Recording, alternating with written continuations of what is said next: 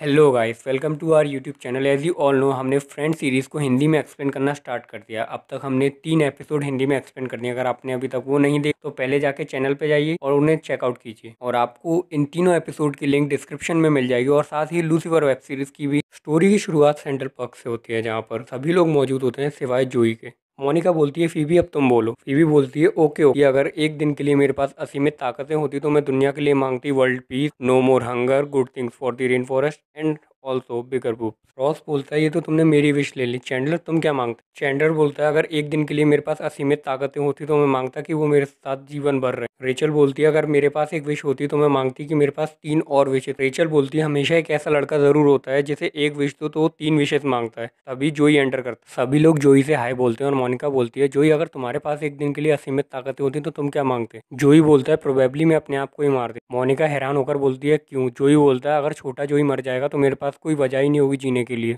Next scene central Perk का होता है, जहाँ पर रॉस और मोनिका फीबी को सोता हुआ देखते हैं। मोनिका बोलती है, ये ऐसा कैसे कर सकती है? रॉस बोलता है, मैं कभी किसी भी पब्लिक प्लेस पे नहीं सोऊंगा। मोनिका रॉस से बोलती है, फीबी को देखो, वो कितनी शांत लग रही है सोते समय। तभी फीबी घबराते हुए उठती है और मोनिका और रॉस से हाय बोलती है। रॉस बोलता है, कुछ नहीं, बस तुम यहाँ पर सो गई थी। मोनिका फीबी से पूछती है, तुम्हारे साथ क्या चल रहा है? फीबी बोलती है, मैं कल रात सोई नहीं। रॉस पूछता है, क्यों? फीबी बताती है कि उसके ग्रैंड मदर के बॉयफ्रेंड उसके घर आए हुए थे और वो दोनों बहरे थे, तो वो काफी ज्यादा शोर मचा रहे थे जिसका उन्हें अंदाजा नहीं था। इस वजह से मैं कल रात को सो नहीं पाई। मोनिका फीबी से कहती है, तुम मेरे और रेचल के साथ रह सकती हो। फीबी बोलती है, थैंक्स। अभी वहाँ पर जोई और चैंडलर एंटर करते हैं और जोई काउंटिंग कर रहा होता है, 95, 96, 97। जोई चैंडलर से कहता है, मैंने तुमसे कहा था ना, मेरी जगह से यहाँ तक की दूरी 100 कदम से भी कम है। तभी चैंडलर जोई से कहता है, तुम्हारे पास ज्यादा ही फालतू समय नहीं है। चैंडलर और जोई रॉस के पास पहुंचते हैं और कहते हैं, ये रहा बर्थडे बॉय। जोई रॉस से कहता है, ये रही हॉकी टिकट्स, तुम हमारे साथ चल रहे हो, आज रेंजर्स और पेंगुइन के बीच में मैच है। फिर जोई और चैंडलर रॉस को बर्थडे विश करते हैं। रॉस बोलता है, मेरा बर्थडे 7 महीने पहले था। रॉस बोलता है, इसका मतलब ये है कि तुम्हारे पास एक एक्स्ट्रा टिकट थी, इस वजह से तुम मेरे पास आए हो मुझे ले जाने के लिए। अभी रॉस बोलता है, क्या आज 20 अक्टूबर है? मोनिका बोलती है, मुझे लगा कि तुम्हें ये डेट याद नहीं आई। जोई बोलता है, 20 अक्टूबर में क्या बुरा है? चैंडलर बोलता है, 11 दिन पहले हेलोवीन से और तुम्हारे पास अच्छे कपड़े नहीं है।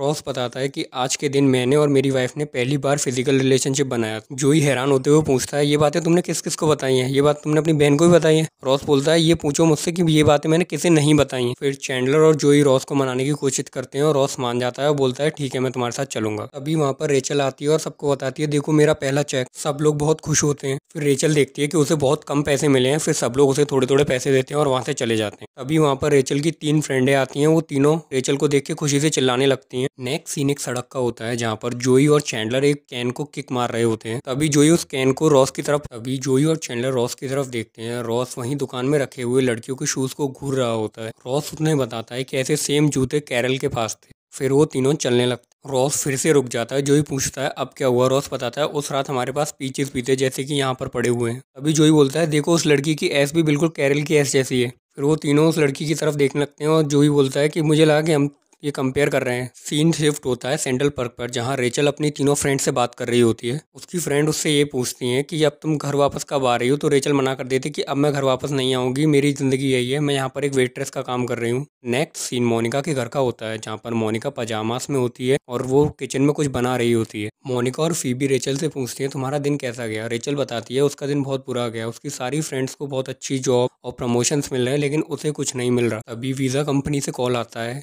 मोनिका कॉल उठाती है और बोलती है, रेचल ये तुम्हारे लिए। रेचल कहती है, उनसे बोल दो कि मैं यहाँ नहीं हूँ। मोनिका उन लोगों से बोल देती है कि रेचल ने ये अपार्टमेंट छोड़ दिया, अब वो यहाँ नहीं रहती। Next scene Madison Square Garden का होता है, जहाँ पर रॉस, चैंडलर और जोई अपनी सीट ढूंढ रहे होते हैं। अभी रॉस बोलता है, ओहो। अभी चैंडलर बोलता है, क्या उस रात क्या तुम्हारे साथ आइस थी, हजारों पेटबग्स के फैन थे, प्लास्टिक चेयर्स थी? अभी रॉस बोलता है, नहीं ये नहीं, मैं ये बोल रहा हूँ कि हम तीनों की सीटें एक साथ नहीं है। अभी जोई बोलता है, कम ऑन जस्ट बैठ जाओ। सीन शिफ्ट होता है मोनिका के अपार्टमेंट में, जहाँ पर मोनिका, रेचल और फीबी एंजॉय कर रही होती हैं। मोनिका रेचल से बोलती है, तुम्हें अमेजिंग फील करना चाहिए, अब तुम इंडिपेंडेंट हो। रेचल बोलती है, क्या अमेजिंग फील करूँ मैं? अब मेरी जिंदगी में कुछ नहीं है, ना मेरे पास पैसे हैं ना कुछ है। तभी फीबी बोलती है, तुम Jack and the beanstalk के जैक की तरह हो। फीबी बोलती है, तुम्हें भी Jack and the beanstalk के जैक की तरह मैजिकल बीन्स मिलेंगे और तुम्हारी लाइफ भी चेंज हो जाएगी। रेचल बोलती है, अगर मुझे वो नहीं मिले तो? फीबी बोलती है बहुत ही घटिया क्वेश्चन था। सीन शिफ्ट होता है मेडिसन स्क्वायर गार्डन में, जहाँ पर तीनों बॉयज चेयर कर रहे होते हैं get it get it get it. अभी चैंडलर बोलता है रॉस से, बस तुम्हें यही चाहिए था, तुम्हें थोड़ा फन चाहिए था ताकि तुम चीजों को भुला सको। सभी मिलकर चिल्ला रहे होते हैं शूट शूट। फिर एक हॉकी पक रॉस की नाक पर लगता है और जोई उसे उठा लेता है, बोलता है गेट इट। चैंडलर खुश होकर बोलता है देखो हम टीवी पर आ रहे हैं, देखो हम टीवी पर आ रहे हैं।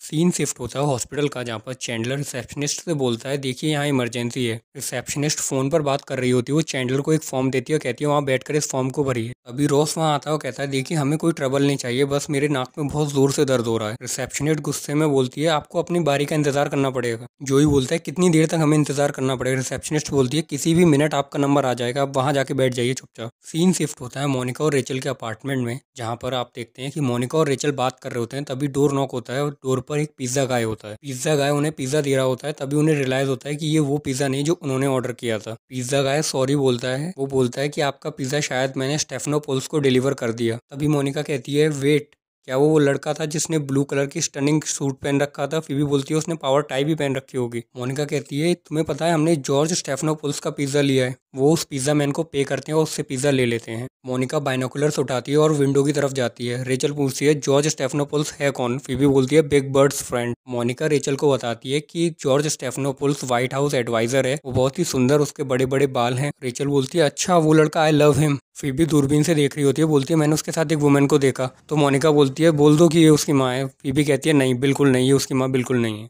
फीबी बोलती है कि वो लड़की जा रही है, चल रही है, चल रही है, उसने पिज्जा ले लिया, ये तुम्हारे लिए नहीं है कुत्ती। फीबी अपने मुंह पर हाथ रख के विंडो से दूर भाग जाती है। सीन शिफ्ट होता है इमरजेंसी रूम में, जहाँ पर चैंडलर बार बार उस रिसेप्शनिस्ट के पास जाता है और उससे बोलता है कि देखिए मेरे फ्रेंड को बहुत तकलीफ हो रही है, जल्दी से जल्दी उसका इलाज कराइए, हमें यहाँ आए हुए 1 घंटा हो चुका है लेकिन अभी तक कोई इलाज नहीं मिला है। सीन शिफ्ट होता है मोनिका के अपार्टमेंट में, जहाँ पर हम देखते हैं कि वो तीनों विंडो से जॉर्ज स्टेफोपोल्स पर नजर रख रहे होते हैं।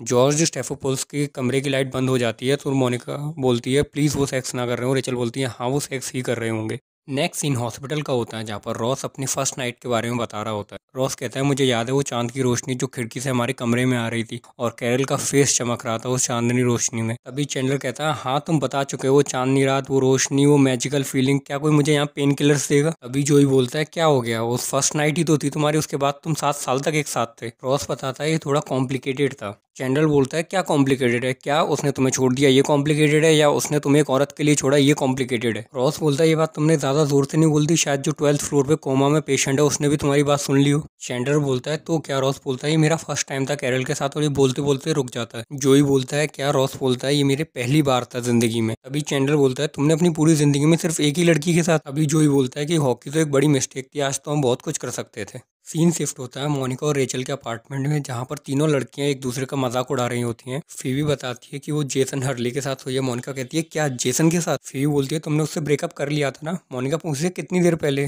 फीबी बोलती है कुछ ही घंटे पहले। मोनिका कहती है बहुत अच्छे, शाबाश। फिर रेचल कहती है मुझे भी एक बात बतानी है, और वो ये बात बोलते समय तकिया गिरा देती है बालकनी से नीचे। रेचल बताती है कि जो वैलेंटाइन डे पे टॉमी रोलर सर ने जो गिफ्ट दिया था वो सिर्फ मेरे लिए था, तुम्हारे लिए नहीं। मोनिका मोनिका कहती है एक्सक्यूज मी। रेचल बोलती है हाँ वो सिर्फ छोटी लड़कियों को गिफ्ट देता है, तुम्हारी तरफ बड़ी लड़कियों को नहीं। मोनिका रेचल को चिढ़ाते हुए बोलती है कम से कम 7th क्लास की एक मोटी लड़की अपनी पैंट में तो सुसु नहीं करती तुम्हारी तरह। रेचल बोलती है तुमने मेरे को हंसाया था और मैं बहुत जोर से हंस रही थी, इस वजह से मेरे को कंट्रोल नहीं रहा। फीबी बोलती है देखो जॉर्ज के अपार्टमेंट की लाइट ऑन है, सब लोग जॉर्ज के अपार्टमेंट की तरफ देखने लगते हैं। सीन शिफ्ट होता है इमरजेंसी रूम का, जहाँ पर जोई और चैंडलर आपस में बात कर रहे होते हैं। जोई बोलता है क्या तुम बिलीव कर सकते हो उसने अब तक सिर्फ एक ही वुमन के साथ किया है? चैंडलर बोलता है कि ये बहुत रोमांटिक और बहुत स्वीट है। जोई बोलता है सच में? चैंडलर बोलता है मैं सिर्फ मजाक कर रहा था। तभी रॉस आता है, उसकी नाक पर बैंडेजेस लगे होते हैं, वो दोनों उससे हाय बोलते हैं। रिसेप्शनिस्ट बोलती है अब तुम बहुत अच्छे लग रहे हो। चैंडलर कहता है रॉस से मान लो कि अब तुमने इस रात फन किया। रॉस बोलता है किस पार्ट में फन था, मुझे बताओ ना किस पार्ट में फन था, स्पेसिफिकली किस पार्ट में फन था। फिर रॉस पूछता है मेरा हॉकी पक कहाँ है? जोई बोलता है उस बच्चे के पास। रॉस उस बच्चे के पास जाता है और कहता है ये मेरा पक है। बच्चा कहता है नहीं ये सिर्फ मेरा पक है।